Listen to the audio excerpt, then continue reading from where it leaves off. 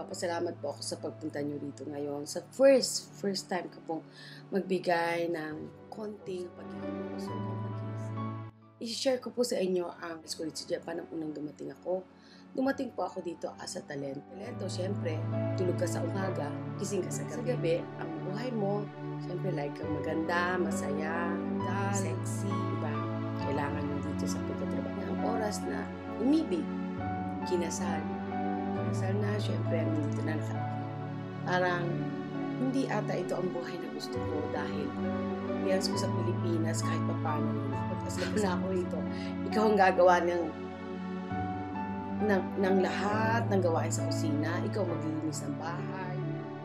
Ang pinaka-shock ko is ang mag-asawa pala nito ay hindi nagtutulungan sa loob ng pamamahay na sa Pilipinas, si tatay, di po ba? O ang ating magulang. Kung baga saan nakikita natin na nagtutulungan sila. Na ang expect ko nung nakapag-asawa ako ng hapon, magiging ganun din ang mangyayari. Wala na akong magawa. Yun ang nangyari. So, parang na-stress ako. And then, after a year na ma-stress ako, nagkaroon ako ng sakit na hindi nila alam kung anong nangyayari dahil bigla na lang ang sikmura ko from here to here, papalit siya na nakakasakit-sakit na hindi ko alam kung meron akong cancer o whatever. Hindi ko nakaya talagang para pang mapasok sa puso ko na hindi ako makahinga na talagang sa in-emergency niya ako. Dinala niya ako ng hospital. Wala nakita. Hindi ko maubos maisip kung anong sakit ito, bakit ganito to. Ilang beses ako na emergency, hindi ako nagpa-confine, nila ako maintindihan dahil hindi ako marunong ganito kagaling maghapon. So, dumating na ang oras na ilang buwan, every week, kailangan ma-emergency ako. Hanggang sa lumala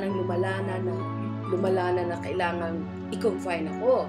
Pero nung kino-confine ako, biglang may doktor na kailangan daw tignan yung stomach ko. So, nagulat ako doon sa doktor kasi tinusukan niya ako ng injection na halos mawala ako sa sarili ko na bakit ano to. So, hindi ako nagising.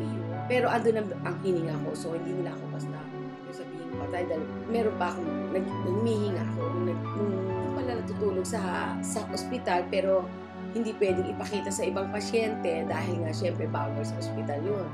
Against the rules nila yun. So, ang nangyari, natutulog siya doon, pupunta siya ng maaga tapos alis na muna siya kunyari ng mga oras ng kung anong oras yung time ng hospital. Let's say 8 o'clock uwi na kunyari siya. And then, after an hour, babalik siya. May dala po siyang dyaryo. Doon niya ako babantayan, nakahiga siya sa lapag. Kumbaga sa hindi simpleng sakit ang naramdaman ko sa tiyan ko dahil pumapanik talaga siya sa heart ko hanggang 1 week sa ospital. Tapos samantala sa Pilipinas, diba? Painumin ka lang ng gamot kung may sakit ka. Kailangan daw, wala akong magawa. So, sunod ako sa hospital. Maski medyo naiirita na rin ako na na-feel ko, ano ba ito? Panay ang galit buhay ko. Okay, mahal ko sa plano na pagkarami-rami. Bakit ako gagawa ng almusal niya sa araw-araw tanghali? Bakit sasampay at itutupi ko? Bakit hindi siya tutupi? Sumamaan loob ko dahil hindi ko makuha ang anak ko. Pero alam niyo ba, sa'yo ay puro iniisip ko is question mark, big question mark, and another question mark. Walang mangyayari. Isang beses, namamasyal kami mag-asawa. Nagpunta kami sa Cathedral Church dito po sa Toronto kami. May nakita kami isang pirasong papel na ang nakalagay is magdasal ka sa akin ng 7 Hail Mary. Lahat ng tanong mo, lahat ng tutulungan kita. At kung ano man ang hiningi mo, ibibigay ko sa iyo.